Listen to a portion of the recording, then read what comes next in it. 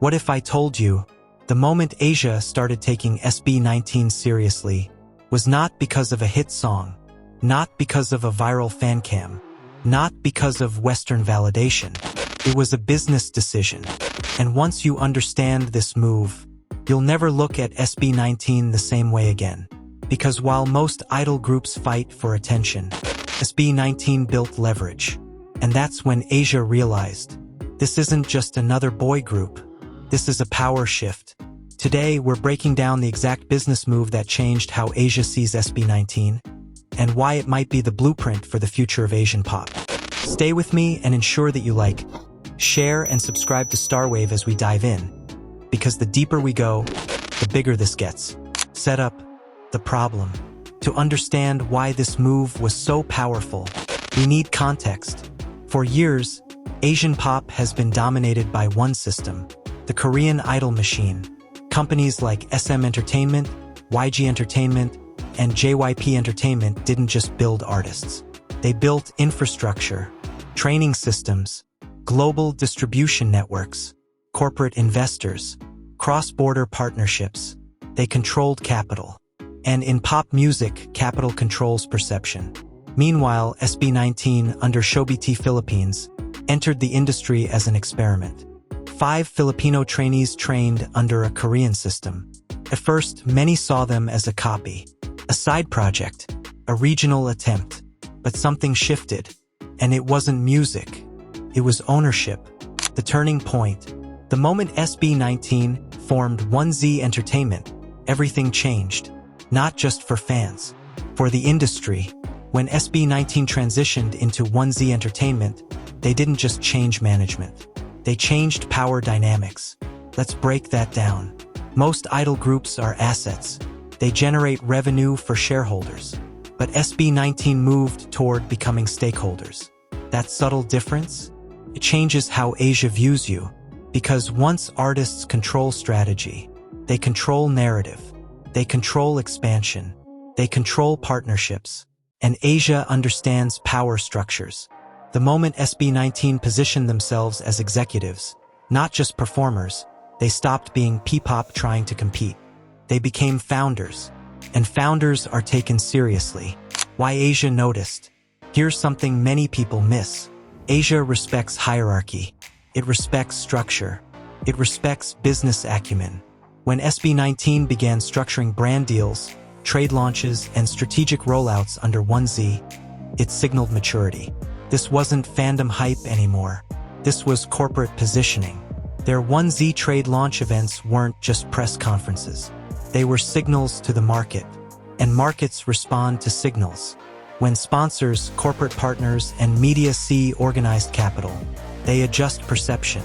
Suddenly, SB19 wasn't that Filipino group that went viral.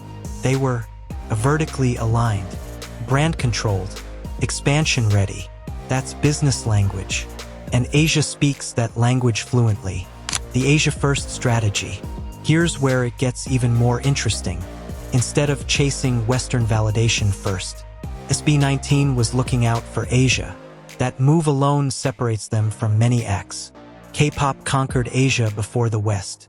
But many Southeast Asian acts try to leap directly to America. SB19 didn't. They reinforced regional dominance, collaborations, distribution partnerships, Asian media recognition, strategic positioning within markets that understand idol economics. And that's key, because Asia doesn't respect desperation. It respects consolidation. When SB19 proved they could move markets regionally, Asia recalibrated. Now the question wasn't, can they compete? It became, how big can they get? Control versus capital. There's a reason groups under big corporations move differently.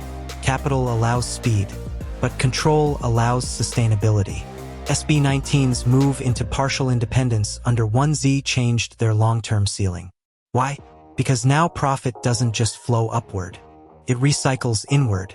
That means a more creative freedom, a smarter investments, a strategic patience, and negotiating leverage. When Asian industry insiders see artists building equity instead of dependency, they pay attention, because that's rare. Very rare. And when something rare survives, it becomes influential. Validation moment. Another key shift: Asian media recognition.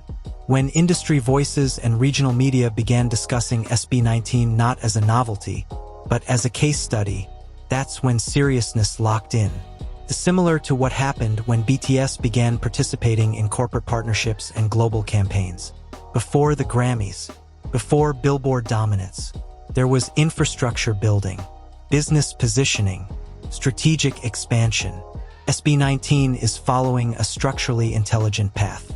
Not copying Kpop, but studying the mechanics and adapting them to Filipino ownership.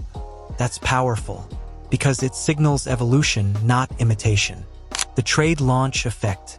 Let's talk about the underestimated moment. The 1Z trade launch. To fans, it was exciting. To executives, it was clarity. It said, "We are building an ecosystem, not just releasing songs, building distribution channels, brand frameworks, corporate alignment." In Asia's entertainment world, ecosystems win. And SB19 publicly signaling ecosystem building? That's when skepticism fades. Why this is bigger than SB19? This move isn't just about one group. It's about P-pop legitimacy.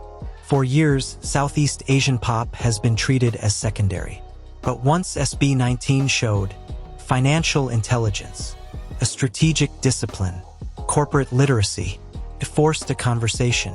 Because if one group can build leverage, others can follow. That's how industries shift. Not through noise, through structure. The psychology of respect. Let's go deeper. Why does Asia take business moves seriously? Because across major Asian markets, from South Korea to Japan to China, entertainment is corporate. Artists aren't just creatives. They are economic drivers. So when SB19 demonstrated economic awareness, it aligned them with how Asia already thinks. Respect followed structure. The real power shift. Here's the uncomfortable truth. Talent gets attention, ownership gets power, and Asia recognizes power. SB19's transition into strategic control signaled longevity. It signaled seriousness. It signaled scalability. And scalability is what investors, media, and markets care about. This is no longer, can SB19 survive? It's, how far can they scale? That's a different conversation, a bigger one. If SB19 continues building, the regional partnerships, cross-border expansion, brand verticals, intellectual property control, they don't just become successful, they become influential. And once influence solidifies, Asia doesn't just take you seriously. It integrates you into its ecosystem. That's the end game. So next time someone says SB19's rise is just fandom power, remember this: fandom amplifies, but structure sustains. The business move that made Asia take SB19 seriously wasn't a chart position. It wasn't a viral trend. It was control, ownership, strategy, and vision. And if this blueprint works, we might be witnessing the birth of something bigger than a boy group. We might be watching the evolution of Asian pop itself. If you see it too, hit subscribe, because we're not just watching music history, we're watching business history, and SB19 might be writing both.